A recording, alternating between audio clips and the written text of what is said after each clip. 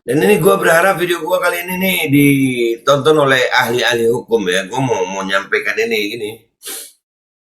Ini kejahatan yang luar biasa kalau sampai memang benar terjadi pengumpulan data DNA itu. Ya kita lihat dulu DNA, kita belajar DNA dulu. Ada satu jurnal ya di internet nih tentang DNA nih. Ini oleh Dr. Karlina Lestari. Ditinjau oleh Dr. Karlina Lestari, oke? DNA adalah informasi akurat tentang seseorang. DNA adalah molekul yang berisi aneka informasi tentang setiap organisme penyusunnya dan diturunkan dari anak ke orang tua. DNA ada di setiap sel manusia dan berfungsi memberikan instruksi pada tubuh untuk tumbuh, berkembang, dan bereproduksi. DNA itu data paling private dari setiap manusia. Private, lu bisa ketahuan lu anaknya siapa, lu kelemahannya di mana, tubuh lu apa, penyakitnya apa, bisa gampang kena sakit ini. Ini gambar DNA ya. Tuh, DNA nih. DNA mengandung beragam informasi genetika. DNA alias deoksiribonukleik asid adalah molekul yang mengandung instruksi atau informasi yang dibutuhkan oleh makhluk hidup untuk berkembang, hidup, dan bereproduksi. Instruksi tersebut ditemukan di setiap sel dan akan diturunkan dari orang tua ke anaknya. Jadi setiap sel itu berisi DNA kita. Itulah alasannya tes DNA bisa mengetahui hubungan biologis antara dua manusia. Sebab jika keduanya adalah keluarga, maka DNA alias informasi genetiknya sama. Tes DNA juga bisa mengungkap apakah orang tersebut beresiko mendapat penyakit genetik atau tidak. Lihat tuh. Kalau dipetakan itu, wah, ini tujuannya apa sih? DNA data collect ini buat apa ya? Mereka mengumpulkan data DNA ini buat apa? Tolong rakyat Indonesia jangan cuma terpaku sama uang. Ini kadang-kadang gue bingung juga, dokter-dokter juga ngomongnya masalah duitnya doang. Nggak cuma duitnya, kita nih sekali lagi tes PCR itu, andai kata ini benar, genome sequencingnya sampai ke DNA, dibayar jangan mau, karena itu data pribadi. Dibayar jangan mau. Kita ini ngebayar lagi. DNA sendiri sudah ditemukan sejak 1869 oleh ahli biokimia Jerman bernama Friedrich Miescher. Hanya saja bertahun-tahun sejak penemuan tersebut, para ahli belum menyadari pentingnya DNA. Baru pada 1953 molekul ini disadari sebagai pembawa banyak informasi biologi dari pemiliknya. Dia kayak disk gitu, flash disknya tubuh gitu, kecil tapi dia membawa banyak informasi tentang tubuh kita tuh. Begini struktur DNA yang ada dalam sel manusia. DNA terbuat dari molekul yang dinamakan nukleotida. Setiap nukleotida ini mengandung 3 hal, yaitu molekul fosfat, molekul gula, atau deoksiribosa, bahan basa nitrogen. Sementara itu basa nitrogen yang ada pada DNA terdiri atas 4 bagian, yaitu adenin, sitosin, guanin, dan timin. ACGT. Nukleotida ini kemudian akan menyatu membentuk 2 rantai panjang yang melengkung dan membentuk struktur yang disebut sebagai spiral ganda atau double helix. Struktur double helix inilah yang biasa kita lihat pada gambar struktur DNA. Itu namanya, kalau kalian lihat ya, itu tuh ada gambarnya ini. Nah ini, itu double helix tuh. Struktur ini sekilas terlihat seperti tangga. Jika diibaratkan seperti itu, maka molekul gula dan fosfat adalah bagian pinggir tangga. Sementara basa nitrogennya ada di tengah, bertindak sebagai anak tangga. Basa nitrogen sebagai anak tangga DNA tersusun berpasangan. Adenin berpasangan dengan timin, A sama T. Dan guanin berpasangan dengan sitosin, G sama C. Inilah yang disebut kode genetik. Kode ini merupakan petunjuk kehidupan dalam tubuh seseorang. Subhanallah, Allah ciptakan gitu nih, lengkap. Nah ini kalau data DNA ini dipegang oleh orang-orang yang tidak bertanggung jawab, maka bisa terjadi rekayasa genetika loh itu. Ya cloning itu kan rekayasa genetika itu. Itu dari mana asalnya? dari DNA. Makanya nih, gua kebayang nggak sih umpamanya dipetakan nih yang PCR. Ya, yang PCR ini yang nurut-nurut, habis yang PCR yang kena micin, ini yang nurut-nurut, ya, habis PCR kena micin. Terus di cloning gitu kalian jadi manusia lain gitu. Tapi gua rasa kalau mereka nggak mau ngeloning ya. Kenapa? Rugi mereka ngeloning gue ya. Satu aja susah mereka, apalagi dibikin dua gue. Makin nggak kalian yang apa ya? Yang berpikir kritis itu jangan cuma duitnya aja, mentang-mentang kita ini susah memang. Dan ini termasuk kalau memang terbukti ini, maka ini kejahatan luar biasa loh. Dan luar biasanya kita tidak menuduh karena ini diakui oleh Pak Jordi Mahardi itu, juru bicaranya Pak Luhut tentang GSI.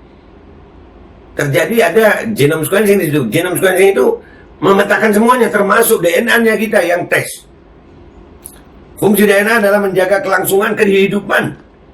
DNA memiliki fungsi yang krusial bagi tubuh manusia. Molekul ini berisikan berbagai perintah yang diperlukan untuk sebuah organisme seperti manusia, tumbuhan atau burung. Instruksi untuk tumbuh, berkembang, dan bereproduksi disimpan dalam urutan pasangan basa nukleotida. Jadi DNA ini informasi paling penting untuk kehidupan manusia, seorang manusia. Sel dalam tubuh akan membaca kode, lalu akan diproses, dan hasilnya berupa protein yang berperan penting dalam pertumbuhan dan kelangsungan hidup. Urutan DNA yang berisi informasi untuk membuat protein ini biasa disebut dengan gen. Dalam protein juga terdapat berbagai kombinasi asam amino. Protein ini harus ditempatkan bersama dalam urutan yang tepat. Hasilnya berupa struktur serta fungsi yang unik dalam tubuh tiap organisme. Jadi DNA ini sumber informasi dari seorang manusia. Dari DNA kita bisa tahu ini, lu begini, badan lu itu akan lemah terhadap infeksi ini. Waduh, kalau DNA rakyat Indonesia dipetakan, dikumpulkan, dipetakan gitu ya. Terus kalau terjadi apa-apa, cuman dikasih di udara ada zat apa atau virus apa, aduh, woi, waduh. Danger nih, danger nih, jangan cuma duit aja lu, danger ini. Kelainan DNA adalah kondisi yang mungkin terjadi. Ada lebih dari 4.000 penyakit yang disebabkan oleh mutasi genetik. Tapi mutasi ini tidak selamanya pasti menyebabkan penyakit. Pada dasarnya semua orang mungkin memiliki 5 hingga 10 gen yang telah mengalami mutasi di setiap sel tubuhnya. Mutasi akan memunculkan masalah jika menimpa gen dominan atau menerpa pasang salinan gen yang resesif. Masalah juga bisa muncul apabila beberapa gen dengan varian berbeda berinteraksi satu sama lain atau dengan lingkungan. Interaksi inilah yang dapat meningkatkan risiko penyakit tertentu. Beberapa penyakit yang bisa terjadi ketika ada mutasi gen yang dominan antara lain achondroplasia, penyakit Huntington, sindrom Marfan. Sementara penyakit yang bisa terjadi akibat perubahan gen yang bersifat resesif meliputi fibrosis kistik, anemia sel sabit, penyakit Tay-Sachs. Lalu, mutasi gen resesif pada kromosom X bisa menyebabkan sederet penyakit di bawah ini. Hemofilia, buta warna. Nah, ini. Lakukan ini bila Anda merasa memiliki kekhawatiran. Jika yang terjadi adalah sel memiliki terlalu banyak atau terlalu sedikit kromosom, salah satu akibatnya bisa berupa sindrom Down. Kondisi ini disebabkan karena adanya penambahan kromosom 21. Bagi orang yang khawatir dirinya membawa gen tertentu, carrier. Ini. Bisa dijadiin carrier, tahu deh, kayak pembawa.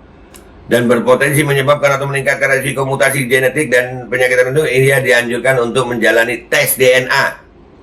Melalui tes DNA, risiko penyakit yang diwariskan pada keturunannya bisa terdeteksi. Ibu hamil juga dapat melakukan tes yang sama untuk mengetahui apakah janinnya berisiko kelainan genetik tertentu.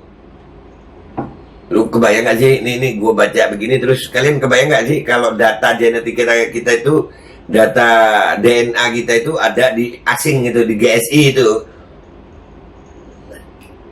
Dan yang lain-lain yang nggak bertanggung jawab gitu. Terus mereka memetakan itu DNA kita. Terus Indonesia dalam bahaya nggak sih? Mikir coba, ya Allah, ini yang nasionalis mana nih? Pak Gatot, bantu saya Pak. Terus, aduh, siapa aja deh ya yang tahu ini gitu. Ayo, bantu dong. Ini bahaya loh buat bangsa kita nih. Mempelajari, ini gua potong-potong nih ya.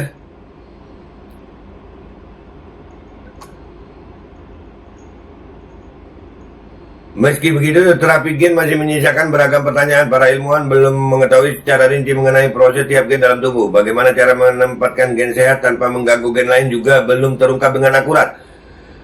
Jika penelitian tentang terapi gen dapat menghasilkan temuan baru dan bisa diperhatikan, tentu akan banyak orang dengan mutasi genetik yang terbantu. Bagi pengidap penyakit genetik, prosedur ini bisa menjadi jawaban agar mereka bisa jadi hidup lebih baik dan lebih sehat. Nah, kalau bisa dibuat hidup jadi lebih baik dan lebih sehat dengan oleh ilmuwan, kalau dipelajari, maka sebaliknya juga bisa dibuat cacat, dibuat nurut, dibuat, aduh, udahlah, berasa kayak beneran dijajah kita ini ya. Udah duit diambil, bayar. Sekarang resikonya seperti itu. Data genetika kita, data DNA kita bisa dibuat macam-macam. Ada mutasi genetik di situ, ada rekayasa genetika yang kemungkinan terjadi di situ. Ini harus diusut nih. Aduh, nih GSI terang-terangan ngomong. Ini bukan tuduhan, GSI-nya yang ngomong kok, Bapak Jordi-nya yang ngomong kok. Ada di beritanya kemarin saya tunjukin kan, ada beritanya. Untung udah gue screenshot. Nah itu, ini siapa yang bisa bertindak nih? Aduh, nggak tahu deh gue. Mudah-mudahan rakyat sadar ya, rakyat sadar. Insya Allah ayo bersatu kita melakukan apa yang kita bisa untuk menyelamatkan bangsa Indonesia ini. Ini memperingati 10 November nih ya. Ini gue upload sebelum 10 November nih. Ya, ayolah semangat dong bangsa Indonesia. Ini bahaya nih. Bisa terjadi rekayasa genetika. Waduh, mengetahui penyakit, kelemahan, bahkan cloning, sampai ke cloning bisa aja. Karena data genetika kita dipegang oleh perusahaan asing. Dah gitu aja gue ya, mikir. Dah pokoknya cepet mikir. Dan kita harus segera bertindak ini. Ini mikirnya kadang-kadang, mikirnya duit doang sih. Hapuskan PCR atau gratis PCR berbayar. Seluruh PCR, jangan cuma disuruh bayar, dibayarin jangan mau lu. Kadang-kadang bingung gue masih ngurus duitnya aja. Jangan duitnya aja. Ini loh, DNA. Bisa ada rekayasa genetika di situ. Duitnya dituntut, tapi ini kejahatan yang lebih nih kalau ketahuan nih. Ini kejahatan yang lebih. Udahlah, gitu aja gue. Mudah-mudahan ini video tersebar baik. Orang yang nonton video ini dan menyetujui apa yang saya sampaikan dan terbuka hatinya, sebarkan ini video, sebarkan. Serius, sebarkan sampai ke telinga mereka. Bingung juga gue. Ada dokter-dokter yang cuma mikirin gratisnya ininya. Bukan gratisnya aja nih. Ini bisa terjadi rekayasa genetika dari ilmu mereka sendiri tentang DNA. Udah itu aja gue ya. Minta maaf kalau ada salah. Wabillahi taufiq wal hidayah. Wassalamualaikum warahmatullahi wabarakatuh. Waduh. Tapi gue tenang sih. Gue nggak mungkin di cloning. Satu aja kayak gini. Apalagi dua gue ya.